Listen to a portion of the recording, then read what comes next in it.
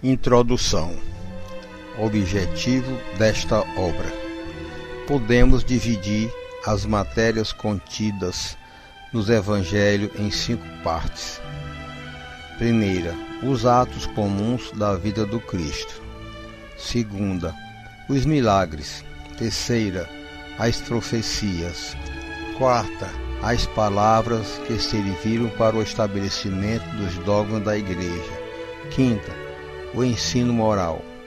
Se as 4 primeiras partes têm sido objeto de discussões, a última permanece inatacável. Diante desse código divino, a própria incredulidade se curva. É o terreno em que todos os cultos podem encontrar-se, a bandeira sobre a qual todos podem abrigar-se, por mais diferentes que sejam as suas crenças. Porque nunca foi objeto de disputas religiosas, sempre e por toda parte provocadas pelos dogmas. Se o discutissem, as seitas teriam, aliás, encontrado nele a sua própria condenação, porque a maioria delas se apegaram mais à parte mística do que à parte moral, que exige a reforma de cada um. Para os homens, em particular, é uma regra de conduta que abrange todas as circunstâncias da vida privada e pública, o princípio de todas as relações sociais fundadas na mais rigorosa justiça. É, por fim, e acima de tudo, o caminho infalível da felicidade a conquistar. Uma ponta do véu erguida sobre a vida futura. É essa parte que constitui o objeto exclusivo desta obra. Todo mundo admira a moral evangélica. Todos proclamam a sua sublimidade e a sua necessidade. Mas muitos o fazem confiando naquilo que ouviram, ou apoiados em algumas máximas que se tornaram proverbiais, pois poucos a conhecem a fundo, e menos ainda a compreendem e sabem tirar-lhe as consequências. A razão disso está, em grande parte, nas dificuldades apresentadas pela leitura do Evangelho, ininteligível para a maioria. A forma alegórica, o misticismo intencional da linguagem fazem que a maioria o leiam por desencargo de consciência e por obrigação, como leem as preces sem as compreender, o que vale dizer sem proveito. Os preceitos de moral espalhados no texto, misturados com as narrativas, passam desapercebidos. Torna-se impossível apreender o conjunto e fazê-los objeto de leitura e meditação separadas. Fizeram-se, é verdade, tratado de moral evangélica, mas a adaptação ao estilo literário moderno tira-lhe a ingenuidade primitiva, que lhe dá ao mesmo tempo encanto e autenticidade. Acontece o mesmo com as máximas destacadas, reduzidas à mais simples expressão proverbial, que não passam então de aforismos, perdendo uma parte do seu valor e de seu interesse pela falta dos acessórios e das circunstâncias em que foram dadas. Para evitar esses inconvenientes, reunimos nesta obra os trechos que podem constituir, propriamente falando, um código de moral universal, sem distinção de cultos. Nas citações, conservamos tudo que era de utilidade ao desenvolvimento do pensamento, suprimindo apenas as coisas estranhas ao assunto. Além disso, respeitamos escrupulosamente a tradução original de Saci, assim como a divisão por versículos. Mas, em vez de nos prendermos a uma ordem cronológica impossível e sem vantagem real em semelhante assunto, as máximas foram agrupadas e distribuídas metodicamente segundo a sua natureza, de maneira a que umas se deduzam das outras, tanto quanto possível. A indicação dos números de ordem dos capítulos e dos versículos permite recorrer à classificação comum, caso se julgue conveniente.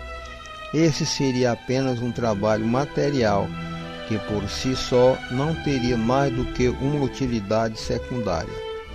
O essencial era pô-lo ao alcance de todos, pela explicação das passagens obscuras e o desenvolvimento de todas as suas consequências, com vistas à aplicação às diferentes situações da vida.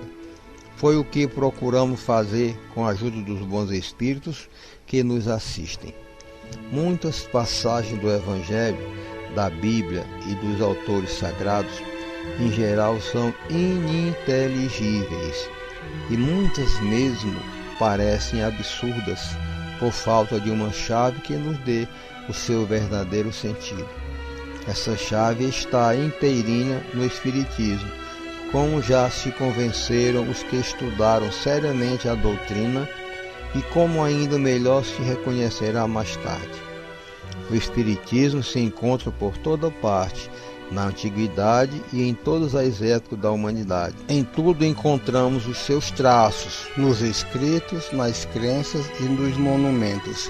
E é por isso que, se ele abre novos horizontes para o futuro, lança também uma viva luz sobre os mistérios do passado. Como complemento de cada preceito, damos algumas instruções escolhidas entre as que foram ditadas pelos espíritos em diversos países, através de diferentes médiuns. Se essas instruções tivessem surgido de uma fonte única, poderiam ter sofrido uma influência pessoal ou do meio, enquanto diversidade de origens prova que os espíritos dão os seus ensinamentos por toda parte e que não há ninguém privilegiado a esse respeito. Esta obra é para o uso de todos. Cada qual pode dela tirar os meios de conformar sua conduta à moral do Cristo.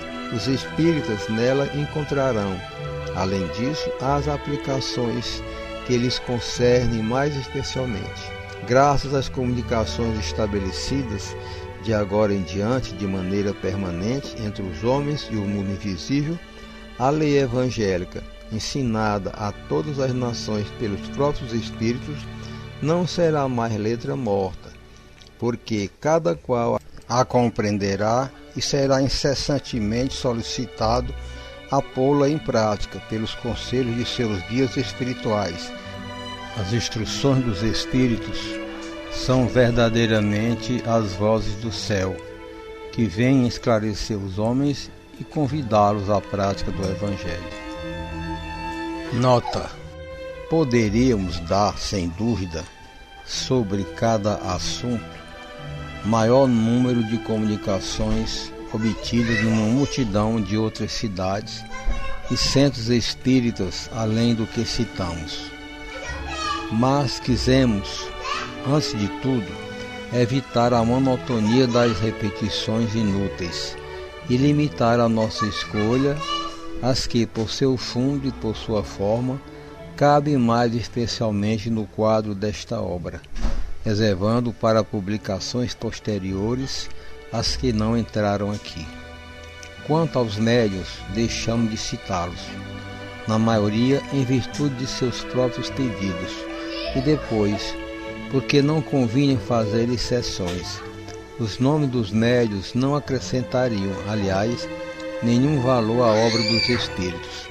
Sua citação seria apenas uma satisfação do amor próprio, pela qual os médiuns verdadeiramente sérios não se interessam. Eles compreendem que, sendo puramente passivo seu papel, o valor das comunicações não aumenta em nada o seu mérito pessoal, e que seria pueril envaidecerem-se de um trabalho intelectual a que prestam apenas o seu concurso mecânico.